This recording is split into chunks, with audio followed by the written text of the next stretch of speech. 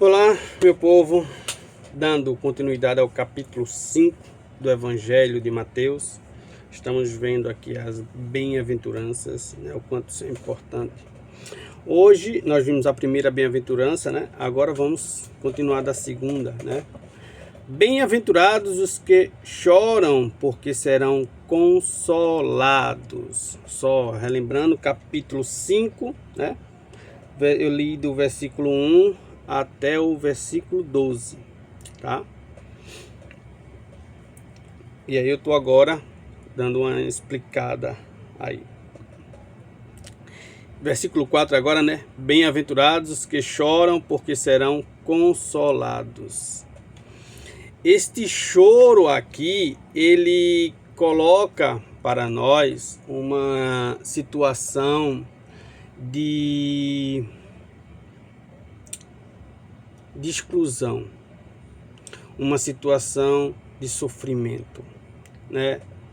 Daquelas pessoas que estão à margem de uma sociedade e sofrem preconceitos, discriminação, todo tipo de injúrias, inclusive calamidades, né? Então aqui ele vai abrangindo. Então as pessoas que choram, muitas vezes nós recentemente esses dias aí, né, todos nós vimos na mídia o sofrimento de inúmeras famílias no estado de Minas Gerais, né, a dor, o sofrimento, perca de entes queridos, perca dos seus bens, suas casas. Então essas pessoas que choram, né, porque elas lutaram, elas suaram de verdade para ter aquele pouco e de repente uma situação da própria natureza, né, elas se veem nesta situação.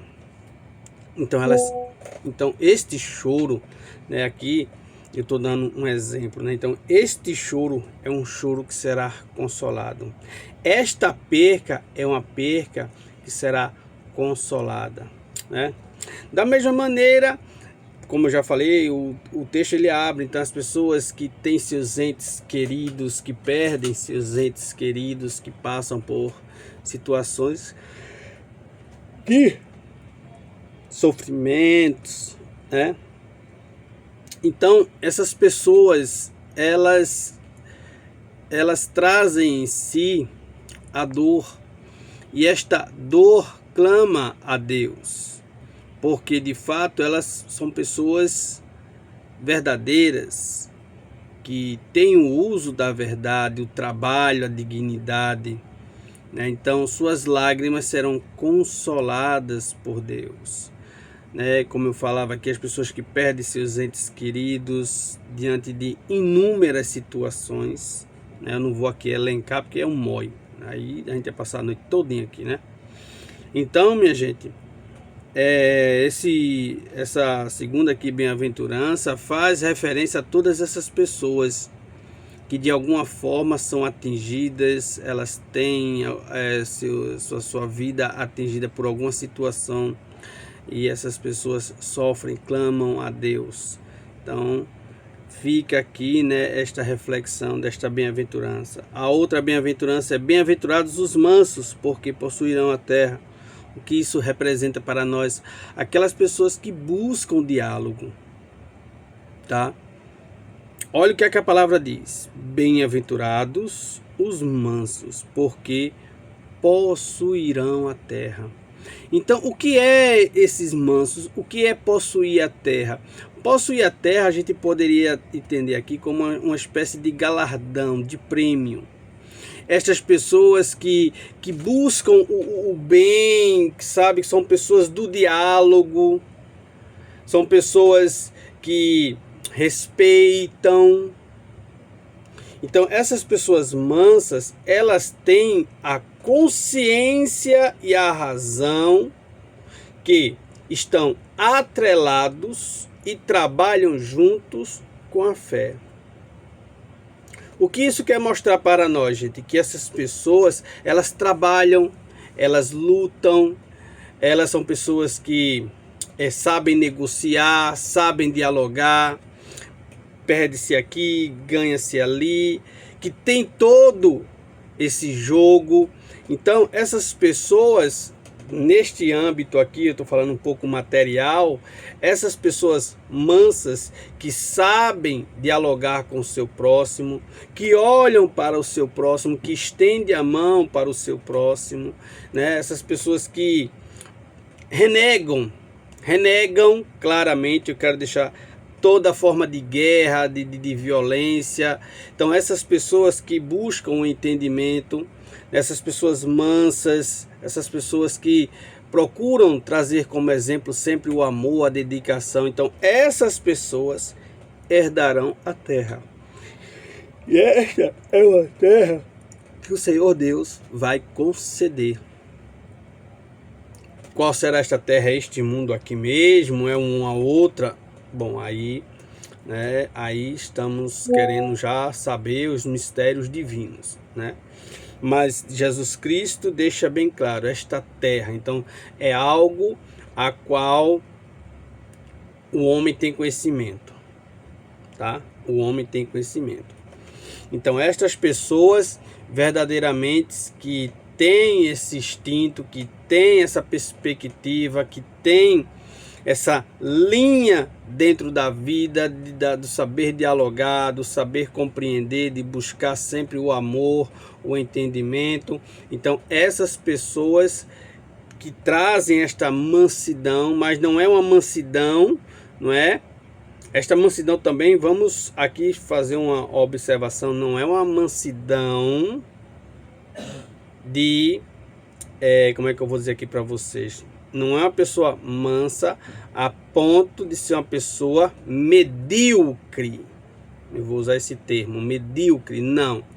Mansidão é aquela pessoa que, como eu já falei, sabe dialogar, sabe se posicionar, respeita, tá? Respeita, mas ela não é uma pessoa medíocre, ela não é uma pessoa hipócrita, tá? Ela, como eu já falei aqui, ela é uma pessoa que usa da verdade, tá?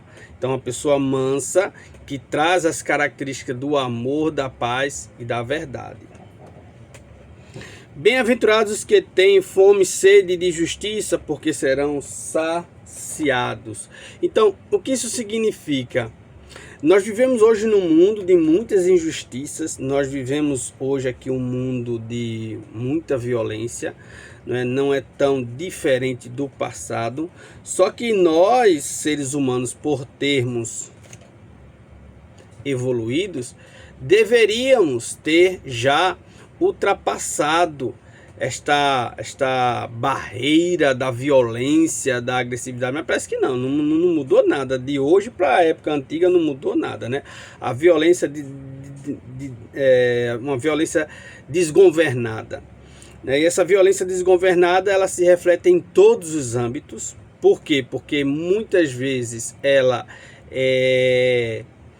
surge da ganância humana, a ganância por poder, né? Então o camarada quer poder, ele se acha que ele é o certo e danou-se foi tudo, né? E também no aspecto aqui da violência individualmente falando, individual, né? E aqui nós vamos fazer uma referência ao quê? A esse nível de violência contra as mulheres. Isso é horrível, isso é um horror. Um homem que se preza a uma situação dessa não é homem, tá? Ele é um animal, é isso que ele é, um animal. Indivíduo que presta agredir uma mulher, ele é um animal, infelizmente. Isso daqui é um processo educacional. Nós não vamos resolver o problema desse feminicídio, dessa situação toda, apenas com punições, não.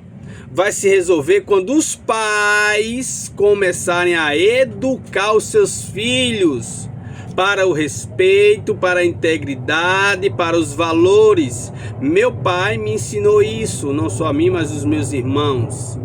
Nada de violência contra a mulher. Quando eu ia para o colégio, minha mãe sempre dizia, cuidado com a sua irmã. Muita atenção, cuidado.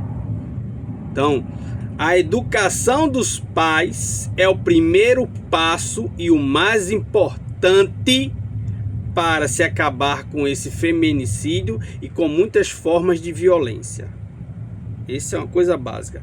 Então, aqui a bem-aventurança fala daqueles que têm sede e fome de justiça. Justiça, mas justiça com J maiúsculo, justiça de verdade, não a justiça mundana, a justiça deste mundo. Então Jesus diz que eles serão saciados, porque verdadeiramente a justiça se fará presente e nós veremos a realidade daqueles que se dizem puros, santos, justos, mas por trás traz toda uma podridão, uma hipocrisia. Quer dizer, uma justiça apenas, né, de fachada, mas por trás traz toda uma maledicência, uma coisa horrorosa.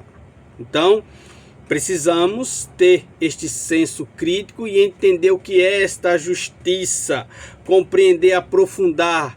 Justiça é também, num aspecto filosófico, dar a cada um o que cada um de fato merece.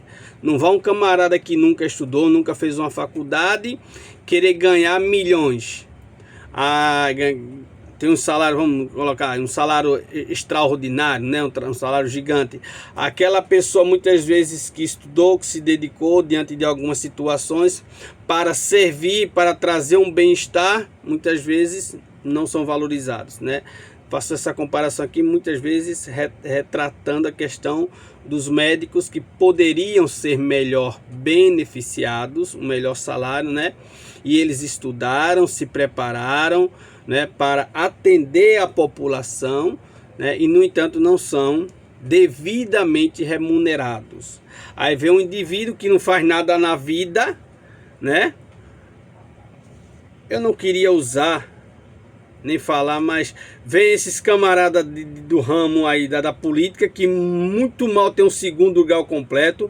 Outro dia eu tava vendo um vereador, nem falar o cara sabia, nem falar o abençoado sabia. Calça com C cedilha. É uma coisa de você ficar horrorizada. Aí tá lá com seus salários, né? Tudo gigantescos. Então, é esta realidade, é esta justiça que precisa acontecer. Dar a cada um de fato o que cada um merece. O pior é que são pessoas, né, que estão lá para legislar. É incrível. Como é que você vai legislar e você não tem conhecimento nenhum, você não tem uma formação nenhuma? É triste, né? É vergonhoso. Então, isso é uma falta de justiça. Aí um médico que se formou, que estudou 5, 6 anos, fez residência e fez especialização para trazer o melhor, para fornecer o melhor, né? Aí ele não é bem remunerado. Isso é justo? Há um indivíduo aí que fala uma tuia de asneira, muitas vezes até pregando a violência, aí é eleito e tá aí no hall, aí ganhando seus milhões e ainda rouba. É incrível isso.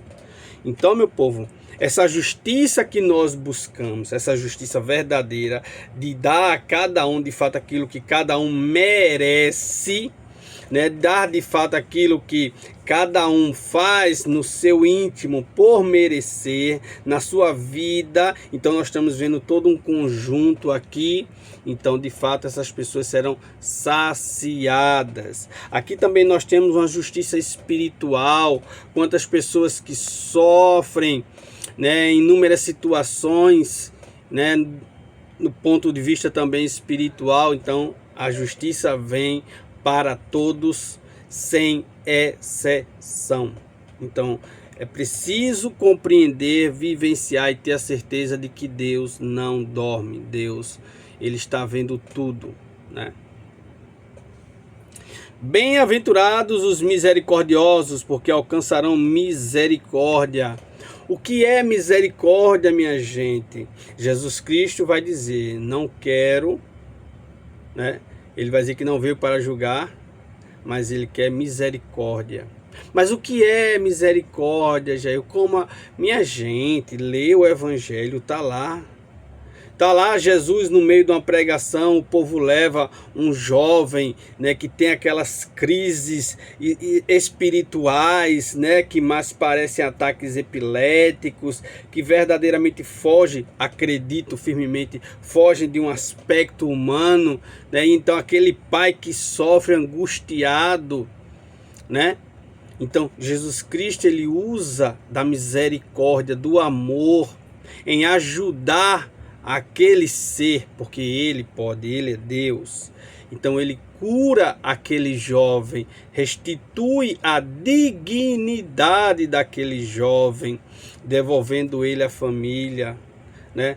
Misericordioso, vem saindo, Jesus vem em direção àquela cidade, vem saindo da cidade a viúva de Naim, né, que havia perdido o filho, e ela só tinha aquele filho por ela, e naquela época a viúva não tinha valor, não tinha posição social, ficava à margem, excluída, né? Então Jesus Cristo, ele sente a dor daquela mulher. Ele não fala nada, gente. Se você ler a passagem, nós vamos ler aqui na caminhada do Evangelho de Mateus, né? Ele não fala nada, né? Ele sente a dor. A misericórdia de Deus é muito grande. Ele vai e ressuscita aquele jovem, restituindo aquela mãe que com certeza precisava muito ainda daquele filho em toda a sua vida, né? Então, misericórdia, minha gente, ter esse olhar para com o próximo, para ajudar o próximo, para levantar o próximo, para erguer o próximo. Hoje em dia, se o camarada for fazer isso, a turma está taxando ele de comunista. Como coisa que o povo entendesse, eu tivesse estudado, se aprofundado. Não é o caso aqui, eu nem vou fazer isso, tá? E você fica olhando assim, quer dizer, você não pode mais usar de misericórdia para com ninguém. É incrível isso.